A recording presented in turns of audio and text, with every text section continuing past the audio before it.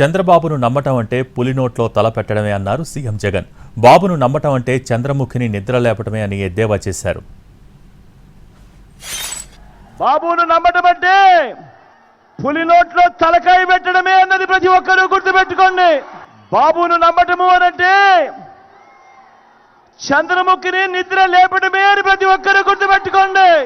బాబును నమ్మటము అనంటే వదల బొమ్మాలి వదల అంటూ మరి ప్రతి పేదవాడి ఇంటికి వచ్చి తలుపు తట్టి రక్తం తాగేందుకు వచ్చే ఆ పసుపు పతిని ఇంటికి పిలవడమే అన్నది ప్రతి ఒక్కరూ గుర్తుపెట్టుకోండి.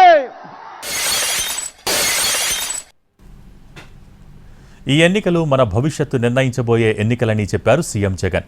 పొరపాటున చంద్రబాబుకు ఓటేస్తే మోసపోవటమే అన్నారు. వచ్చే 5 ఏళ్ల మన ఇంటింటి అభివృద్ధిని, మన పేద కుటుంబాల భవిష్యత్తును నిర్ణయించబోయే ఎన్నికలు ఈ ఎన్నికలన్నీ కూడా. ఈ ఎన్నికల్లో జగన్కు ఓటు వేస్తే పథకాలన్నీ కూడా కొనసాగింపు. ఈ ఎన్నికల్లో పొరపాటున చంద్రబాబుకు ఓటు వేస్తే పథకాలన్నీ ముగింపు, మళ్ళీ మోసపోవటమే. జన్మభూమి కమిటీలను మళ్లీ తీసుకొస్తానని చెప్పే ధైర్యం చంద్రబాబుకు ఉందా అంటూ ప్రశ్నించారు సీఎం జగన్. తాము పెట్టిన వాలంటీర్లు, సచివాలయ వ్యవస్థను కొనసాగిస్తామని మాత్రమే ఆయన చెప్తున్నారని అన్నారు.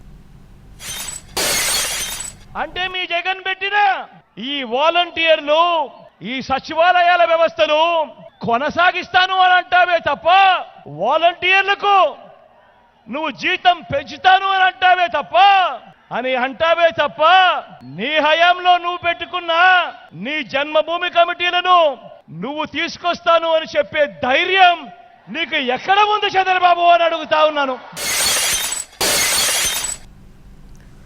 జగన్ రూపాయి ఇస్తే 4 రూపాయలు ఎక్కువ ఇస్తానని చంద్రబాబు చెప్తున్నారని అన్నారు సీఎం జగన్. వేలం పాట పాడినట్టు జగన్ పథకాల కంటే ఎక్కువ ఇస్తానంటే జనం నమ్ముతారా అంటూ ప్రశ్నించారు. మరి జగన్ 58 నెలల పరిపాలన చేశాడు. నువ్వు 14 ఏళ్ల ముఖ్యమంత్రిగా పరిపాలన చేశావు. నువ్వేమంటావు? జగన్ చేయూత పడితే నువ్వేమంటావు? నేను ఇంకా ఎక్కువ మందికి ఇస్తాను అని అంటావు. జగన్ రూపాయి ఇస్తే నువ్వు 2 రూపాయలు ఇస్తానంటావు. జగన్ 4 ఇస్తే నువ్వు 8 ఇస్తానంటావు.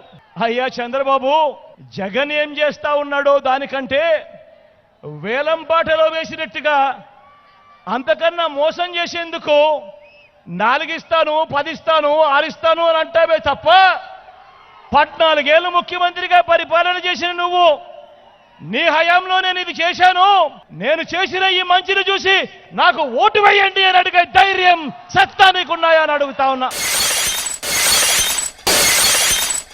ఈ నాన్ లోకల్ కిట్టి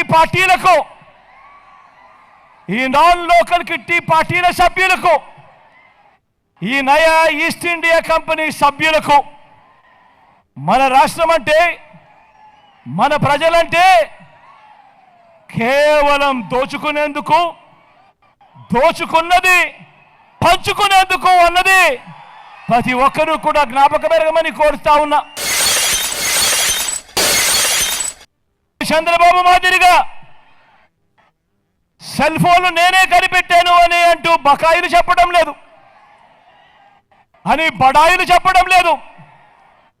ఈ 58 నెలల పాలన మీద నా ప్రోగ్రెస్ రిపోర్టు ఈ రాష్ట్ర ప్రజల ముందు ఉంచి మీరే మార్కులు వేయండి అని మీ బిడ్డ అడుగుతా ఉన్నాడు.